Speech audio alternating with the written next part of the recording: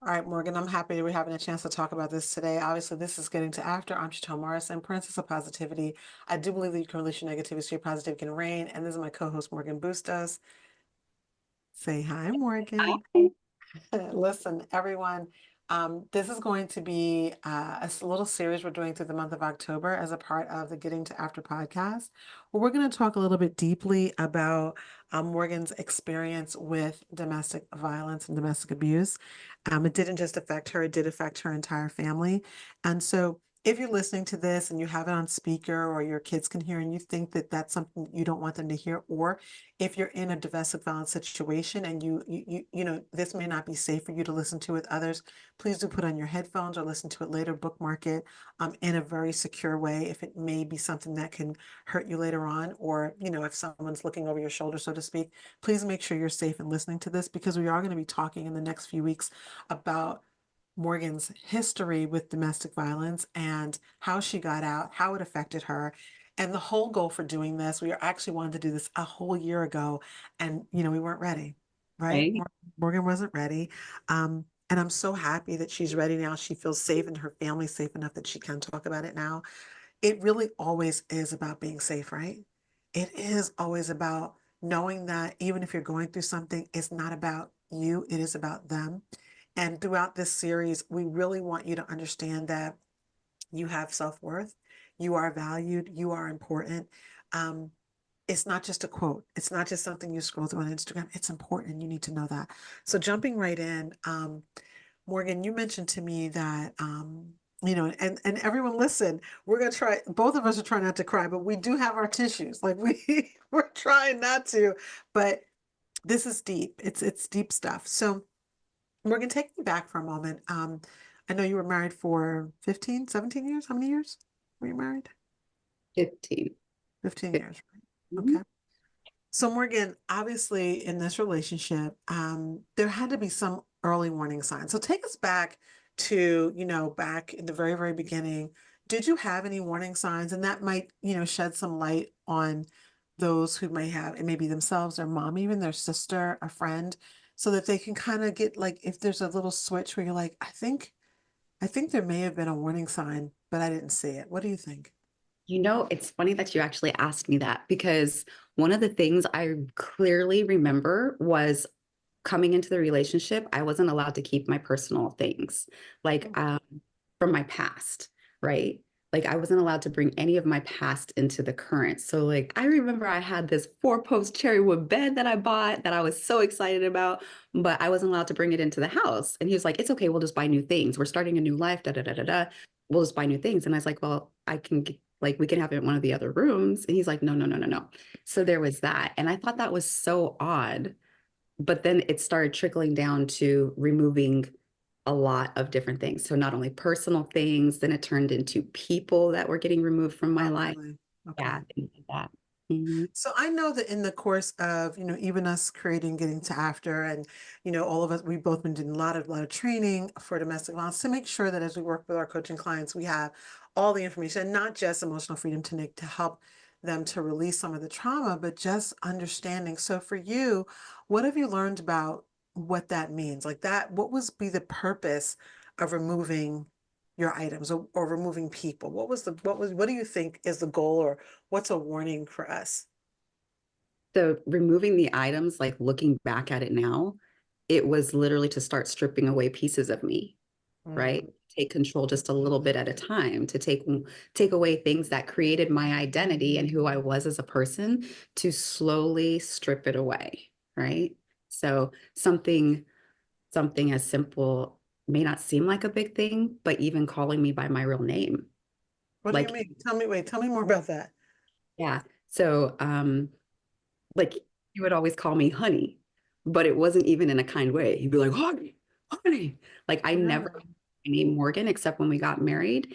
And then right before he passed away, you know? Really? And it was a matter of stripping me. Like when I say stripping you down, it's like taking away those little pieces of you, your dignity. Even okay, so like I'm a lot of nationalities, but he even would tell me that I wasn't black, he would tell people that I was Puerto Ricano, which is like the one thing I'm not, you know what I mean? But he was taking away the little pieces of me that made me who I am to control me.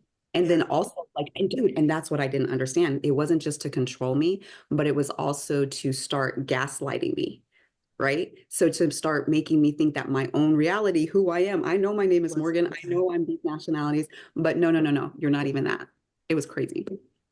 So you just said that word gaslighting. That just reminded me, like, just in case if you're hearing this, you're not really sure what gaslighting is. I'm not going to go into all the history, um, but gaslighting literally has to do with someone trying to alter your reality, literally making it seem as if something isn't happening at all. And from the research and the classes and the training that I've been doing about DV, it is a huge piece of being able to control and of it's in languaging and it's in reality. It's even if a person is being physically hit or touched in certain ways, it didn't happen or you asked for it or you Mm, asked for it. Yeah. Did that happen to you?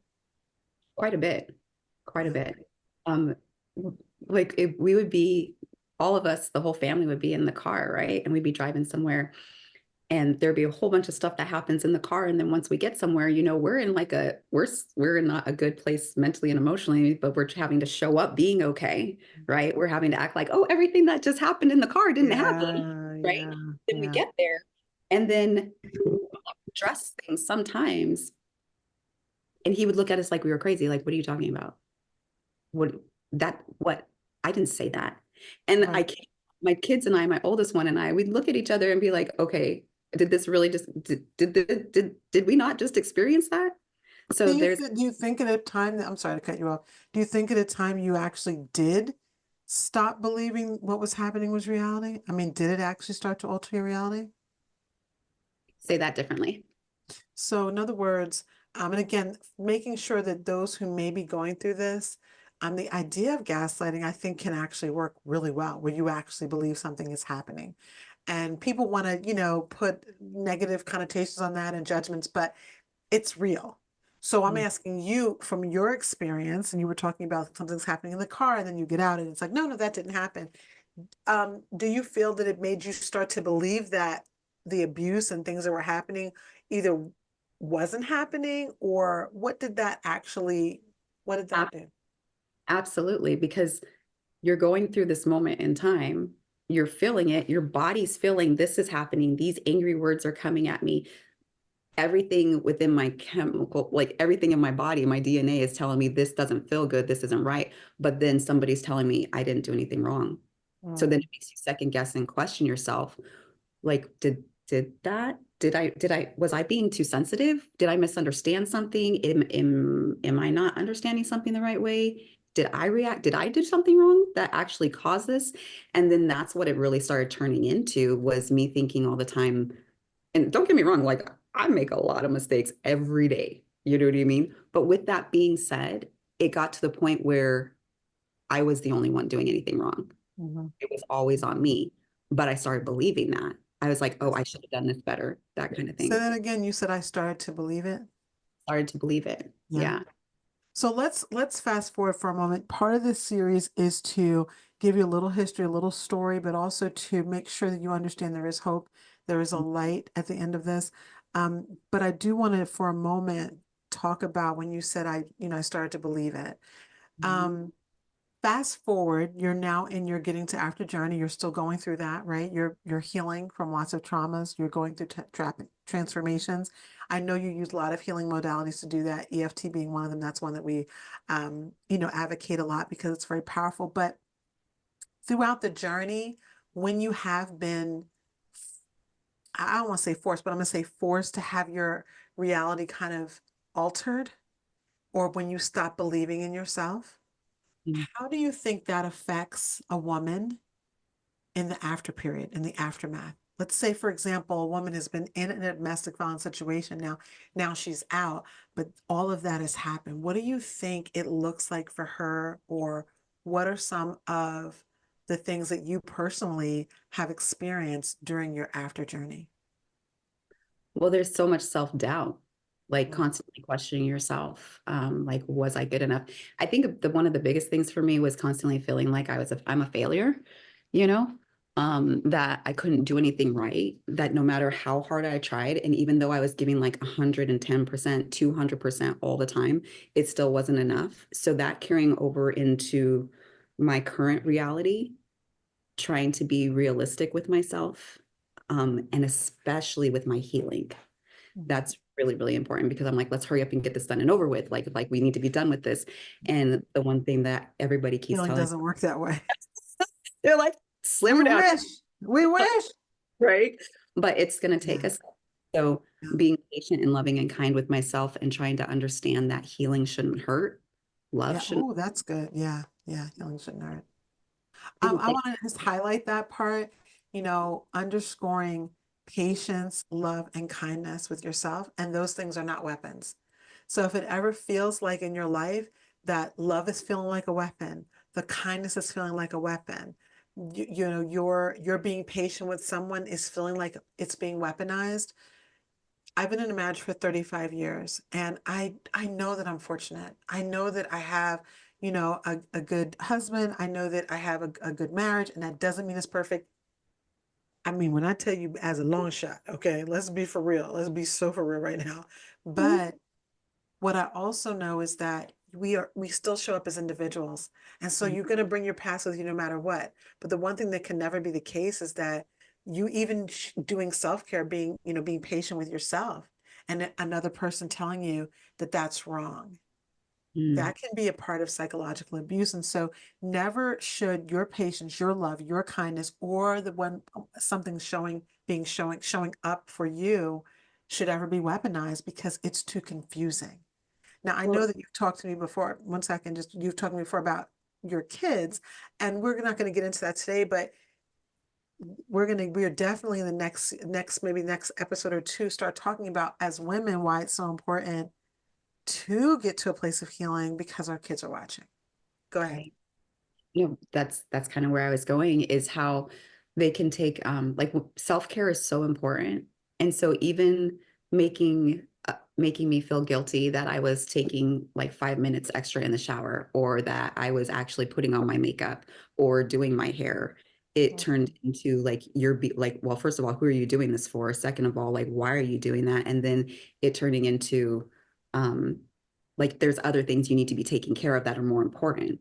So learning that taking care of myself is important, but like you just mentioned, if I don't take care of myself and be that example for my kids, they're not going to understand that that's important either for themselves. So part of that healing process is like relearning everything, so Mhm. that not only for myself but for my babies, Mhm. you know. And it's worth it though, right?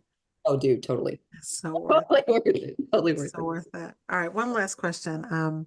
So if there's someone listening to us today that is undergoing domestic violence, or they're feeling trapped in some way, what would you say to her if she was sitting with us?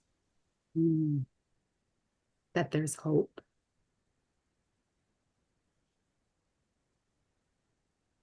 Like in those moments you feel you're the most alone, like you're not. Like we just have to be brave enough to go to the people that want to support us, the people that have been in your ear telling you you're safe. Come on, like something's not right and something's not right. They're not telling you to necessarily leave, but they're like, are you safe? Are you okay? Go to those people because they want to help you. We want to help you.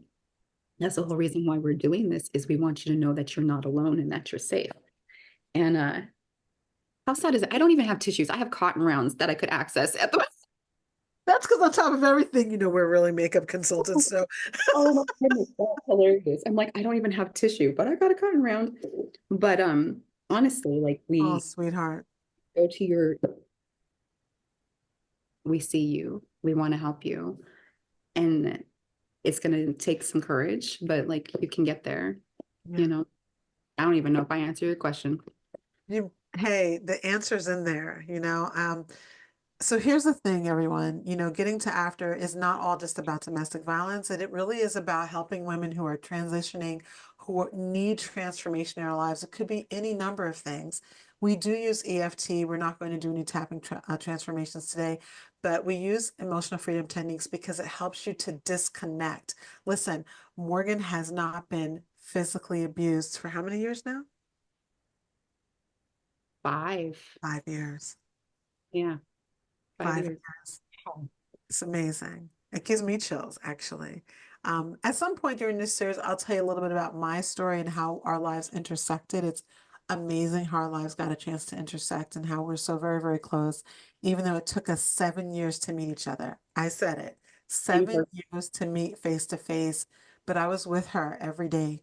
I was with her there every day. And um, it was very difficult, but here's what I know for sure. And let me give you an open moment. What I know for sure, all right, is that you may not be safe on the outside, but you can be safe on the inside, person. which means that you have to allow yourself the ability to reach out. And if you know that you need help, get it. In the Mhm. description box, I'm going to make sure to put the hotline numbers and the information for the Domestic Violence Awareness Network. And also know that we're going to be putting up some things both on our social media. So you can follow us on Facebook at Getting to After. You can follow us on Instagram at Getting to After as well. I'm putting up a TikTok soon. And we want you to know that we're going to be putting up resources all throughout the month. Some will be tapping scripts, things that you can learn how to do so that you can kind of, even if it's just for a few moments, getting yourself into a safe space for yourself, whether it's during the shower or whether it's while you're in bed and you're under the covers and you're able to kind of tap very quietly to yourself so that you can just, even for little pockets of time during the day, release some of the negative emotions so that you can show up for yourself, for your children, for your workplace, or anyone you have to take care of. If you have the ability to take care of yourself just a little bit, it can start to build your strength and your courage to do more. So, Morgan, thank you. I know it's not going to be easy. Thank you for accepting my challenge to tell part of your story, but I think it's so important, and we've been waiting to do this, right, for a long time. That's the part that's exciting about this is having to hide everything and keep everything so tight and close for so long and having it affect me physically, my Yeah, physical and emotional health, but like my physical body. I didn't realize how bad it was. So now to be able to speak my truth, yeah, um, I can't even begin to tell you like how terrifying it is and exciting at the same yeah, time. You know what I yeah. mean? To realize that I have a voice and that I'm able to use it and I'm not going to be punished for it or for the words that are coming out of my mouth. Like I'm able to actually speak truth. And it is what it is. Like the truth is the truth, you know? Makes me very happy. All right, everyone. So look forward to the next. So we'll probably be dropping another video in a couple of days. Make sure you check on back. Make sure you subscribe. And if there's a particular issue you'd like us to talk about, if there's a particular tapping you'd like us to do for something that you're dealing with, you don't even they know what tapping means. Just put it in the comments like, I would like help with X. I would like help with Y. I would like help with, with strength. We can create something specific for you. And when we do our next podcast, we'll include it. All right. Have an amazing day. We'll talk with you soon. But until we do, be authentic, be brilliant, to be the catalyst. See you, Morgan. Bye, everybody.